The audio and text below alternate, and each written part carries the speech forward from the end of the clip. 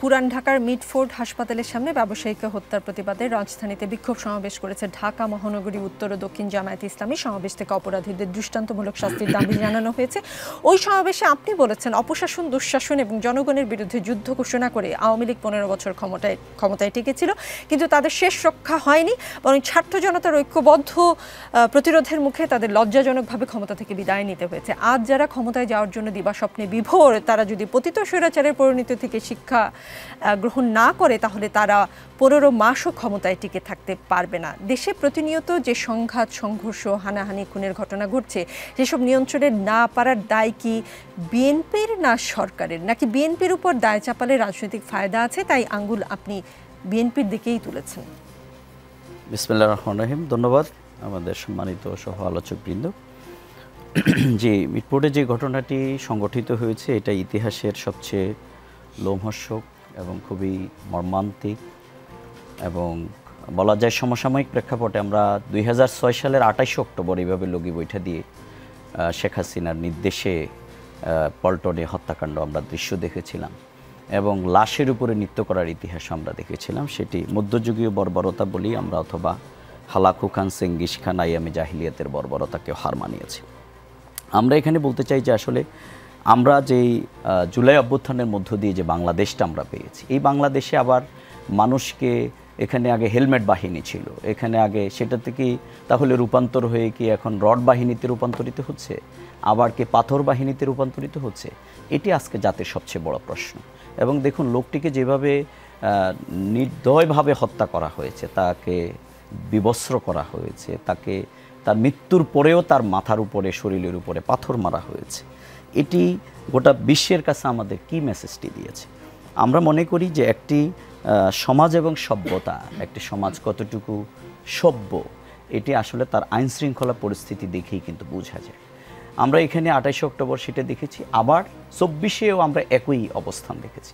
সুতরাং এই যে ফ্যাসিস্ট এবং ফ্যাসিবাদী যে আচরণ, এটির কিন্তু পরিবর্তন আমরা লক্ষ্য করছি না। এবং আপনি দেখবেন যে গোটা বাংলাদেশে আজকে বহিষ্কার হচ্ছে, চাঁদাবাজদেরকে আইনের আওতায় আনা হচ্ছে, কিন্তু নীরবে নিবৃত্তে কিন্তু আসলে গোটা বাংলাদেশে কিন্তু দখলদারিত্ব, চাঁদাবাজি, এবং কোনো সময় এটাও আজকে আলোচনায় আসছে যে আমরা তৃণমূলে যখন যাচ্ছি, যে আগের রেট যেটা ছিল তার থেকে এখন বাড়তি। তাহলে এটা কারা করছে?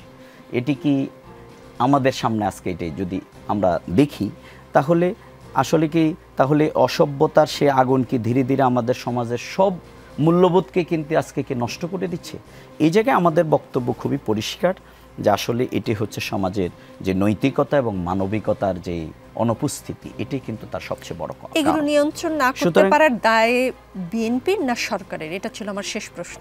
আমরা প্রথম মনে করি যে আপনি দেশের মধ্যে যতগুলো ঘটনা অকারেন্স হয়, তার দায়িত্ব তো অবশ্যই সরকারের।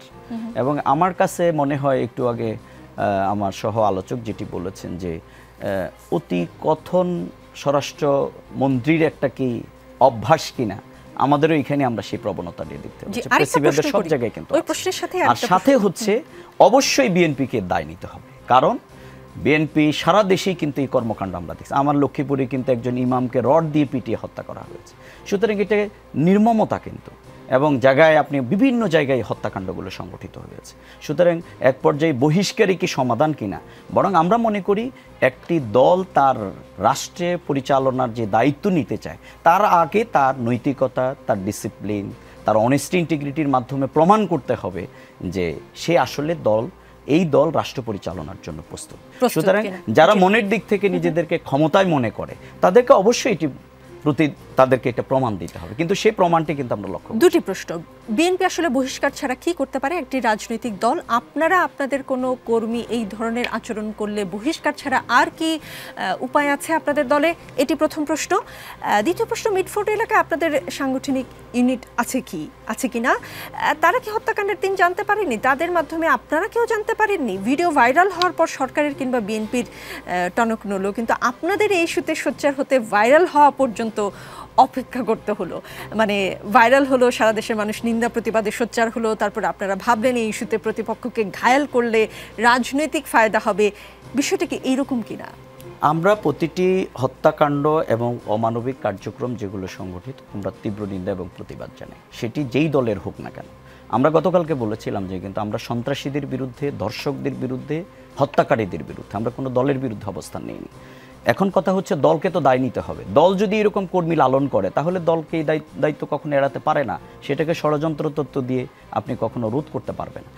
দ্বিতীয় হচ্ছে যে একটি দল যদি তার রাষ্ট্র পরিচালনার জন্য তার যে রিপ্রেজেন্টেশন, সেখানে কিন্তু তার মোরাল মোটিভেশন লাগবে, তাকে তার আদর্শিক মোটিভেশন লাগবে।